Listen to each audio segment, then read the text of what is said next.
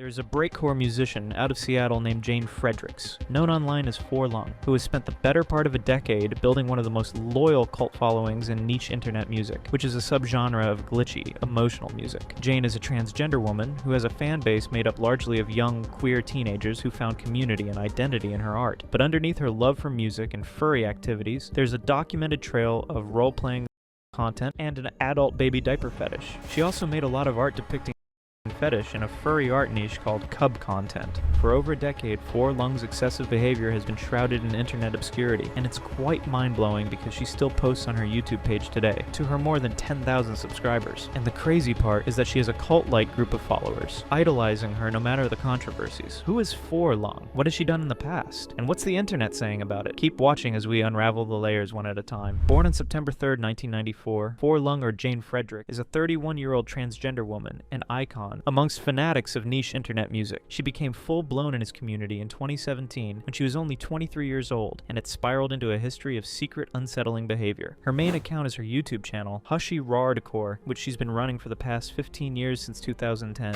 And she also has an online presence on fandom applications like Tumblr. Forlung's road to degeneracy starts with music, one which was genuinely a bit more impressive than you'd ever expect.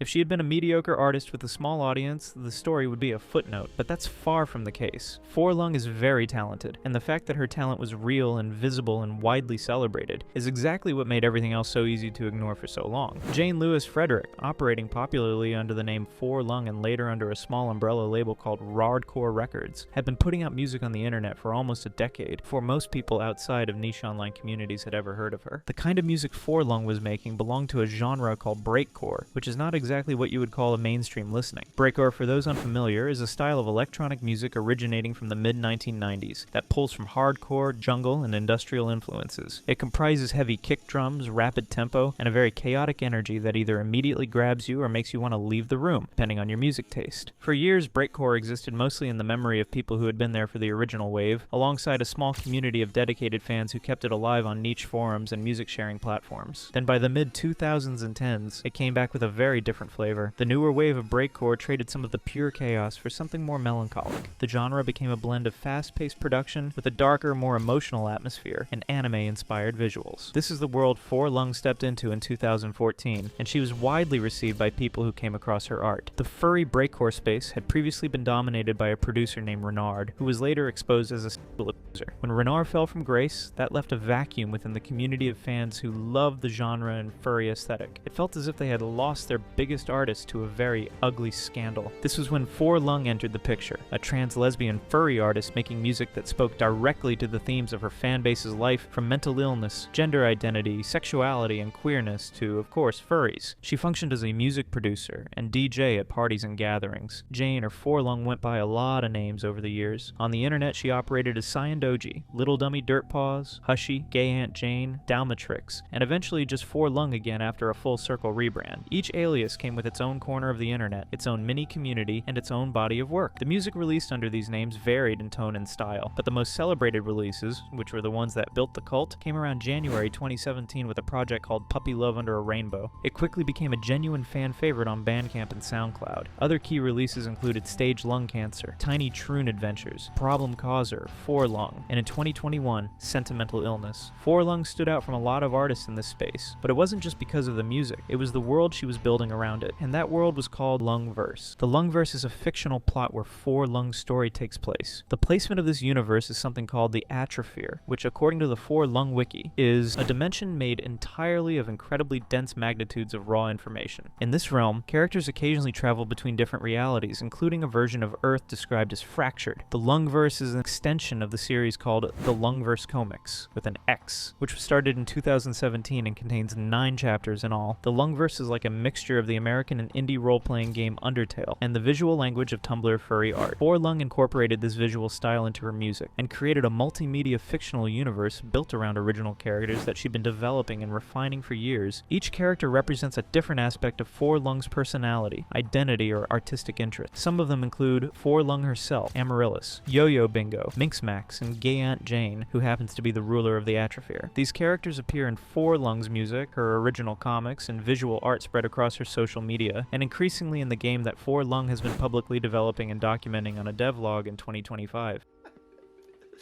And there is a game over screen, by the way. Here, I'll show you the game over screen.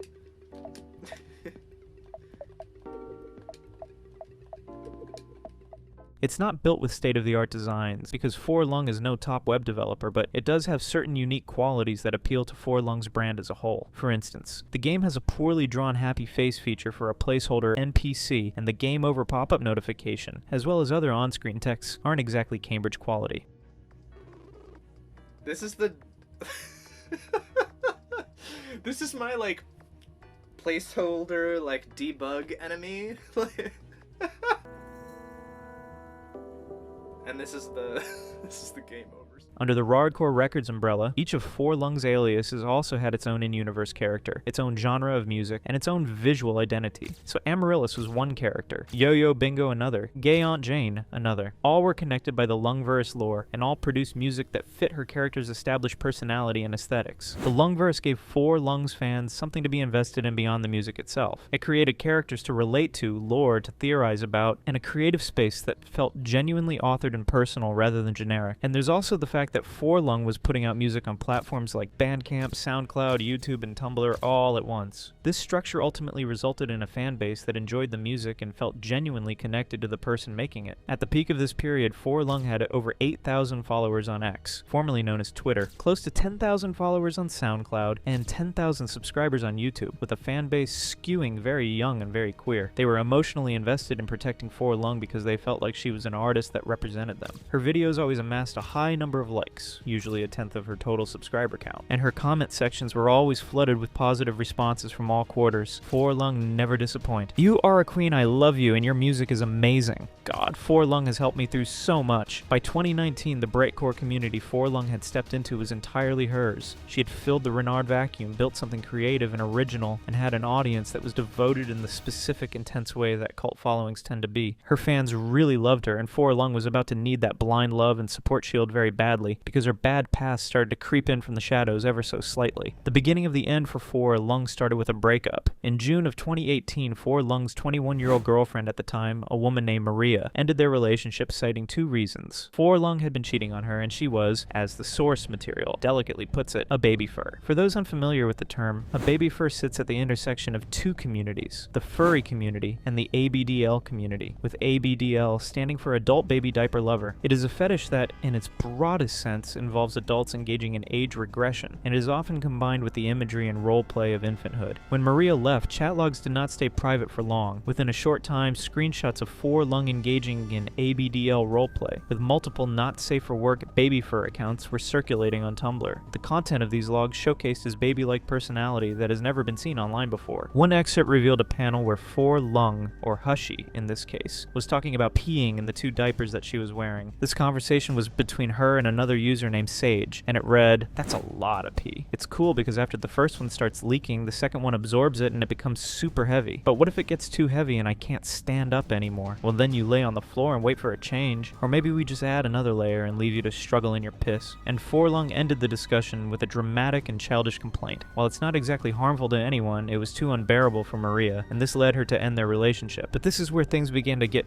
weird. Lung went on the defensive immediately and started denying the allegations. She claimed that Maria had had access to her computer at the time, and had sent the messages herself, meaning the logs could not be trusted as genuine evidence. But unfortunately for Lung, this was not even close to the only evidence against her. Shortly after the chat logs surfaced, an ex-roommate of Lung's came forward with their own account of living with Lung, and in the process, they also revealed her private not-safe-for-work Twitter account, which operated under the usernames Tsayandiji, and was linked to numerous other ABDL and baby fur accounts. The ex-roommate's account of events shed light on the very nature of Lung's relationship with Maria, as well as the reason why it ended. They explained that 4 Lung prioritized her age regression fetish, which is a thing where she typically acts baby-like, and she never cared for Maria's well-being. They also revealed that 4 Lung cheated on her before dumping her over a text on Discord, and that wasn't all. According to the account, 4 Lung continued to paint Maria in a bad light to people on the internet. It was found that 4 Lung has private accounts where she indulges in baby fur content and would complain about Maria behind her back. She seems convinced that Maria is manipulative because Maria could not participate in her age regression fetishism. Her old baby fur account was Scientology. You can see more than a few people supporting her fetish and thoughts that Maria not wanting to participate in them was guilt trippy. The ex-roommate also added that 4 Lung was a pro at hiding secrets from them. 4 Lung's incredibly good at hiding this stuff. I had no clue she was into it the entire time she was living with me. This is a detailed account from someone who lived in the same space, but the ex-roommate was also careful to draw a specific line. They did not believe 4 Lung was a sexual predator on the basis of these revelations alone. That said, they described her fundamental pattern of behavior as one of running from problems rather than addressing them, and this characterization would prove true the more we dig into her case. A key recurring player in this story finally stepped up around this time. This was a Twitter user named Roxy Slimazine, whose account is currently suspended on the platform. Roxy, or as he was known online as Zachary or Zach, made his stance with 4 Lung known right off the bat. He wasn't a fan, and he had more devastating revelations about the internet music icon. In one of his tweets, he wrote, "I'm so fucking tired. I wish I never met 4 Lung. This has caused me nothing but pain and grief for the past like half a year. I'm so tired. I want it to be over so badly." The tweet was shared in January of 2019 when 4 Lung's case had begun to circulate on social media. It turns out that Zach was someone who she had crossed lines with. Screenshots emerged showing what appeared to be 4 Lung initiating a baby fur roleplay with Zach unprompted, at a time when Zach was only 16 and she was 23. The exchange started with her saying, "Hey Zach, I'm lonely." Zach responded, "Oh, that sucks. What's wrong?" And things took a sharp turn with the next words 4 Lung typed out. She said, "I need to be held and kissed. Zach, I need a bottle. Please, bottle, feed me." Once again, 4 Lung denied the authenticity of the screenshot, saying that she wasn't the one who sent the text. She tweeted, "When have I ever in my entire life typed like this? What is happening here? Who did this?" In the same breath, she also claimed that Maria had been on her laptop and had sent the messages while impersonating her. "This kid genuinely believes it was me who did this. It has to be Move X with the old laptop she stole from me. Jesus Christ, I want to break every bone in my body." But Zach wasn't done with 4 Lung at all. In fact, there was still another revelation he had for the internet, and this was about an incident involving another 16-year-old who had attended one of 4 Lung's shows. Zach expressed that he was friends with this person, and they had opened up to him about how uncomfortable the experience made them feel, so he made it public on his Twitter account. Y'all hear about when Hushy tried to take home a 15-year-old kid after a rave, and their dad had to step in and ask why a grown woman was trying to get a kid to come home with her? Just below the thread, Zach attached a picture that his friend had given him. It was taken from the back seat and showcased a driver and 4 Lung in the passenger seat. Zach also added that 4 Lung had allegedly told the kid to keep the situation secret from their dad. It would later come out that this wasn't a kidnapping like Zach had framed it to be. The teenager had asked to carpool with 4 Lung and had reportedly left before anything happened. However, the allegation itself, particularly the instruction to keep it from a parent, is not something that should be overlooked just because the situation did not escalate further. No responsible adult would tell a child to keep secrets from their parents, especially when it's related to a stranger danger situation such as this. The entire case wasn't looking good for 4 Lung, and it plunged into more concerning levels when tweets from her private account showed what appeared to be a genuine tolerance for zoophilia. She had asked for the meaning of a symbol, to which another user responded by calling it a mark used by zoophiles for identification. And in the most tone-deaf manner possible, 4 Lung responded with one short question. "Oh, is that bad? How on earth would a person hear about zoophilia and ask if it's bad when the normal conclusion is that it is, in fact, terrible? This is the kind of person that is inspiring thousands of people on the internet." Not only did 4 Lung have illicit conversations with a minor, but she also refused to take accountability for her actions and displayed genuine lack of sensitivity to a disgusting topic like zoophilia. And that's not even all the foul cases 4 Lung has to her name. She possesses little to no self-awareness or self-respect on social media platforms. For instance, she posted a lot of not safe for work images of herself online. There are pictures of 4 Lung her bare chest. 4 Lung didn't even stop at posting pictures. She also shared badly written diary-style confessionals about her ABDL activities. It's both disgusting and quite disturbing that someone like this is respected online, both by unassuming fans and fans who would ride or die for her. Most of these fans are active on Tumblr, where some documentation of 4 Lung's antics have sadly been deleted now, but there's still very little pieces of evidence that sends the message of how problematic 4 Lung really is, like this one, where the Tumblr user revealed that 4 Lungs followed baby fur accounts on Twitter, with the material being accompanied by screenshots about a Twitter account named Shitty Little Baby. What's worse, this account had a pinned tweet which read, "Hi, please be aware that I post problematic baby fur art. And still on Tumblr, another user shared their own personal experience with Furry.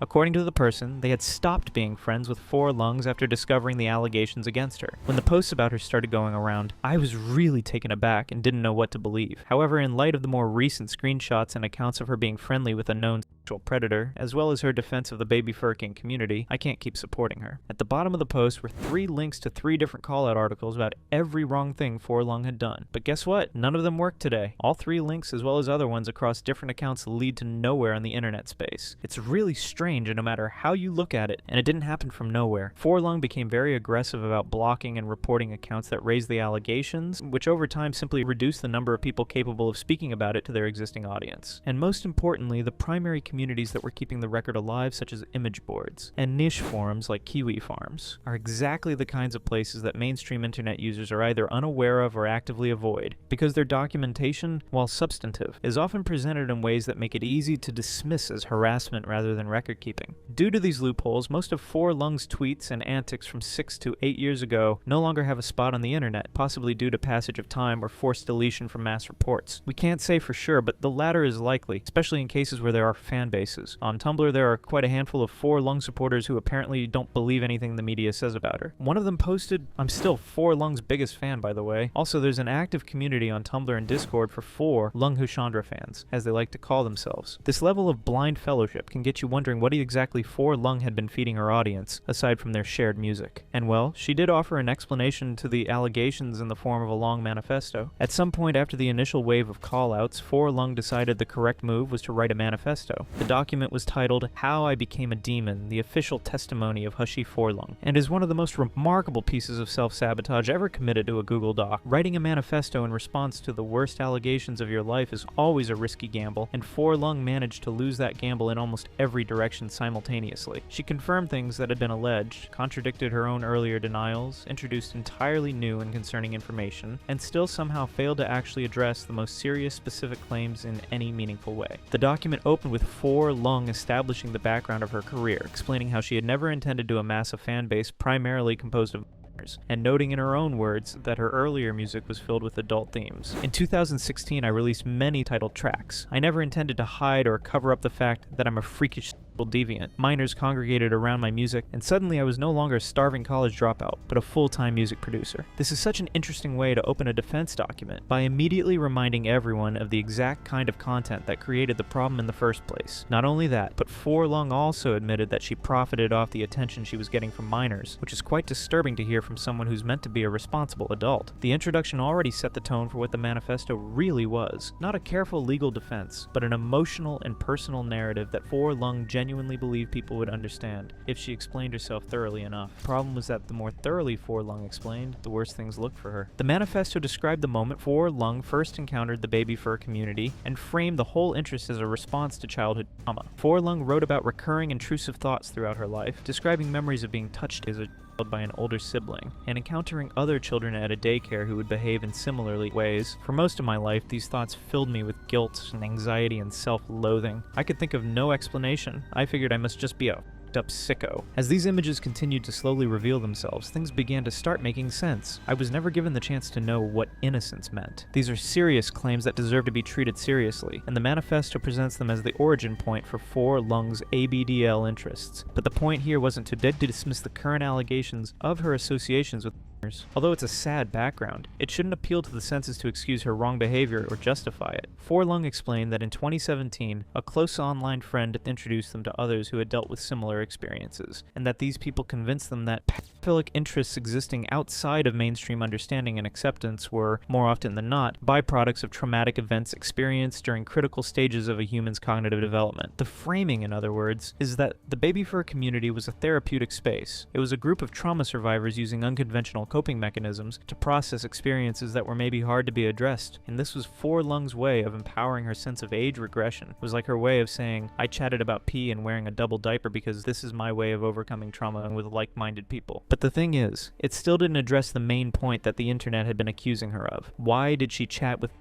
Why did she treat Maria unfairly before and after her breakup? Why the constant lack of human decency on her social media platforms? What was actually fascinating about the Manifesto was how much effort Furry eventually put into explaining the relationship breakdown with Maria before getting anywhere near the actual allegations. First of all, she called her a thread of names like Twitter user at Fartius, longtime Kiwi Farms lurker, and cringe-obsessed cisgender Loali enthusiast. Then several thousand words are dedicated to painting a portrait of Maria as an emotionally controlling partner. Furry made her out to be someone who was financially dependent on her, who read through their private messages without permission, and used the guilt of Furry's infidelity to keep them trapped in the relationship. Yes, she confessed to the cheating allegations, and still spun the whole thing on Maria. The leverage she obtained through this breach of my privacy would continue to fuel many sessions of emotional extortion spanning the next few weeks, all ending with my crying and begging for forgiveness as she told me that I was a betrayer and a liar, no better than my serial cheater father whom I so strongly resented. Furry later claimed that Maria had weaponized her private laptop after the breakup to compile and leak damaging material. The laptop explanation is important because Furry leaned on it heavily as the explanation for how so much private content ended up in public circulation. According to the Manifesto, Maria took my old laptop, which had all of my login info and passwords saved for every social media site and every messaging app that I had ever used. Maria was combing through all of my private interactions to compile evidence to use against me. This is the explanation Furry offered for why the callout screenshots exist. However, the problem she didn't recognize from this assertion is that it requires you to believe that Maria had access to Furry's accounts, and what she had leaked were real since they came from a primary source. Furry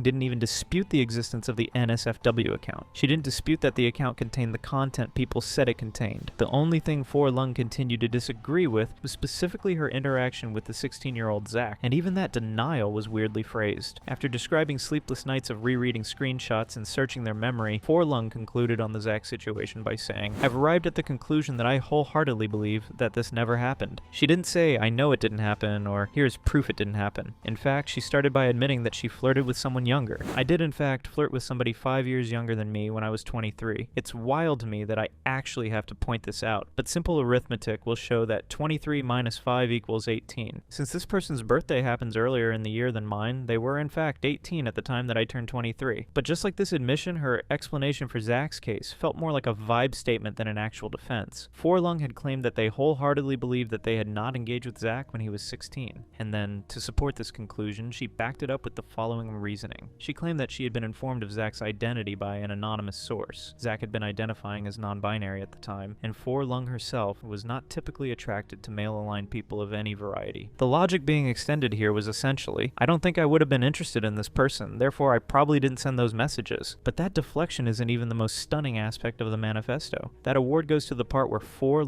addressed the question of the NSFW account and what it actually contained. In the bio of the account, there was a clown emoji. One of the circulating internet beliefs at the time was that it had been a significant symbol for files. So, this clown emoji had made it to the forefront of the allegations against Furry. Why did she add it to her account, and what did you think of it? And you will not believe her response. After all of the framing about trauma responses and coping mechanisms and the therapeutic value of the baby fur community, Furry proved she was well aware of the meaning behind the emoji, while essentially admitting that her art touched controversial themes like incest. The clown emoji was present in my AD bio because I was told by multiple friends that it was used as a signal to indicate that a person's feed contains whatever types of art are generally considered to be unsightly and morally unsound by the greater population of Twitter. Ageplay/feral, /noncon, /incest, /gore, etc. As my AD contains an abundance of ageplay/cubs/incest. And there we have it, all confirmed in her own words, and in the document that was supposed to be her public defense. Furry confirmed that she dabbled into areas that are not generally accepted by society. And in case you didn't know, cub content is very much disturbing. Cub refers specifically to the depiction of anthropomorphic animal characters with the mental and physical traits of children in sexual scenarios. And Furry just confirmed in their own manifesto that their NSFW account contained an abundance of it. No amount of trauma backstory can change the current problematic situation. The clown emoji had provided a devastating blow to Furry's statement, but she didn't learn her lesson. Shortly after, she would rebrand her entire NSFW account and go ahead to pioneer another emoji for degenerates, the pear emoji. A user on Twitter publicized this radical change saying, "If anyone with a pear emoji in their bio tries to tell you that it's not about pedophilia, they're full of shit. It specifically originated from Furry, a who coined it immediately after being called out. And it was also noted that the word pair had a meaning which stood for pro-expression, anti-repression. It's truly admirable the depths one can actually spiral further down into degeneracy. Furry's Manifesto provided very little defense for her, but it still managed to convince certain fans online that she was accountable and was likely framed by Maria, Zach, and whoever had created call-out documents against her. This belief became even more solidified when Zach returned in February of 2020 with a statement retracting everything he had previously said about Furry.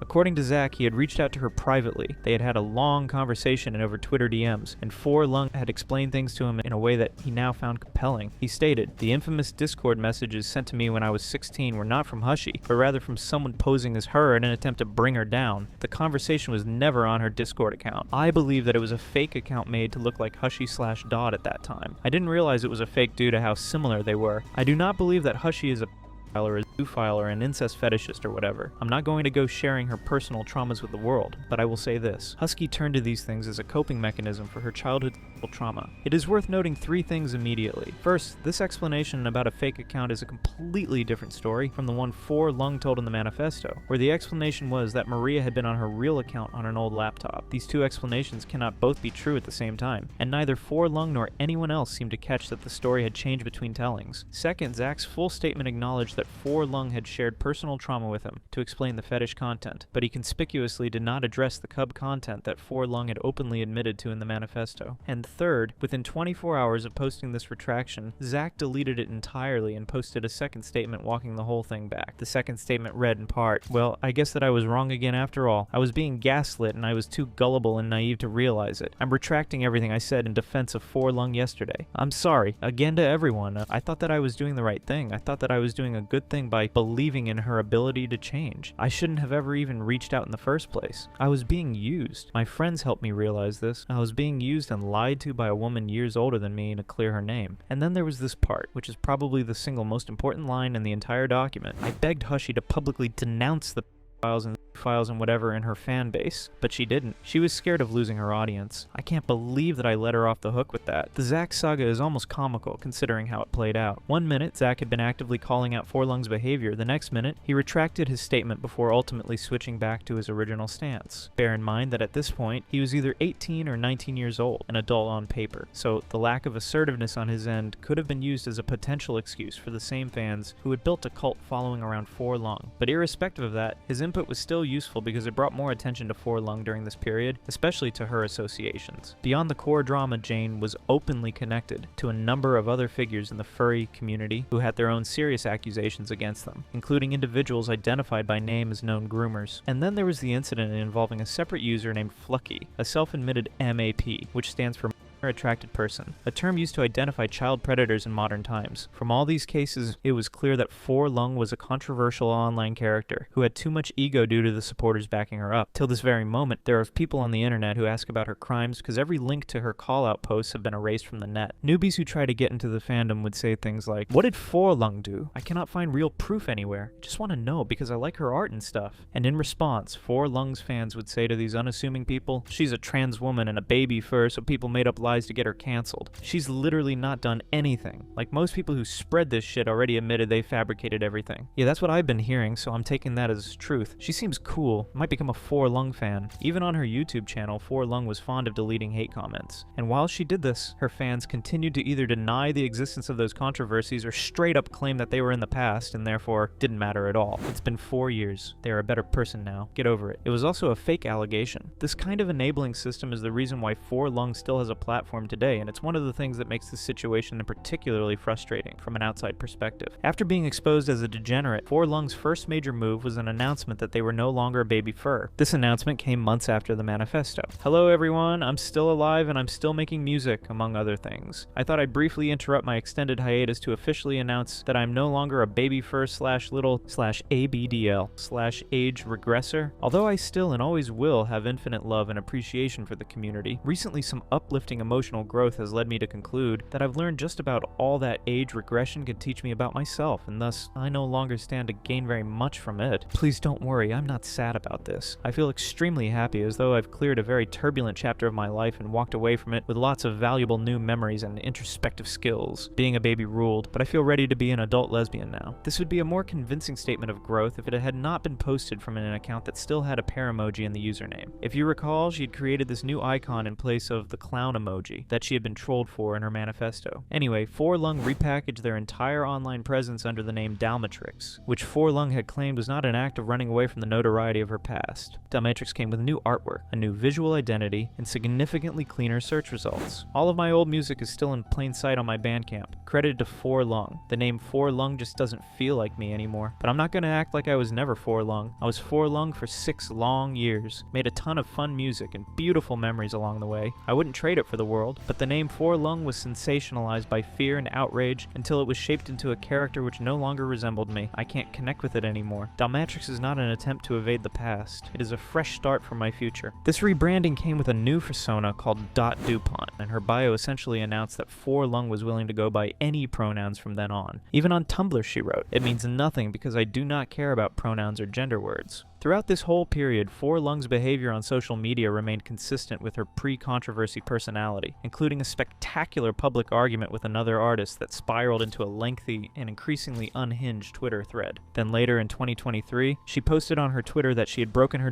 genitals and urged her followers to help with the bill. "I had emergency surgery last week after an accident. I haven't been billed yet, but I did blow a ton of money Ubering between 4 different medical facilities over 48 hours. It also means I got no chance to restock any merch this month, so I could really use some help. Thank you so much, LMAO." And the fact remains that her fans would still come through for her. They're on the internet shamelessly cursing people who hate on Forlung. Next person to shame me for liking Forlung gets told to kill themselves. They're also on Tumblr, posting ridiculous adorations as if she's an idol of some sort, praying to Forlung patron saint of canceled trannies for a swift and easy call-out season, which gives way to a bountiful harvest of new friends and T4T sex. It's obvious that there's something very abnormal happening in this part of the internet. If you go to Twitter right now and search for Forlung or Hushy or Forlong or any of the names associated with Forlung's history, you will find essentially nothing of substance about the controversies documented in the script. What you will find are music posts, fan art, devlog updates, and occasionally a vague subtweet that references drama without providing context or evidence. The documented record of everything covered here, from the chat logs, the manifesto, the Zach situation, to her associations with known predators, does not exist in any searchable, accessible form on mainstream social media platforms. All we have left are a few source materials from online forums like Kiwi Farms. And like we said before, Forlung and her fans are most likely the reason for this information blackout. Some of her posts have revealed a personal distaste for women, like this one on Tumblr where Forlung claimed that being a DJ was gay and for girls. But Forlung does seem to have embraced her very degenerate side, because she's now proud of the kind of art she makes. Sometime in the months leading to 2025, Forlung already had a boyfriend, and she once boasted about him on Tumblr. "I have more upper body strength than many people I know in real life, but my boyfriend has much stronger legs than I do." So much for being a trans lesbian. But her fans still don't mind because they go about calling her one of the greatest artists of their time. In all honesty, Forlung relied on this support, because in the lead up to the initial call out, before any of the drama had broken, she had posted something about her lack of faith in netizens, citing that they had the power to basically end her internet career. "I am unfathomably afraid of every single one of you." This might seem like a cute jokey, "haha, I have anxiety" post, but I've truly never been more serious about anything in my entire life, and I can't even think of how to properly explain why. Each and every one of you has the ability to single-handedly destroy my entire career and take away my entire income overnight. It's gotten to a point where I'm afraid to publicly express even the most benign approval of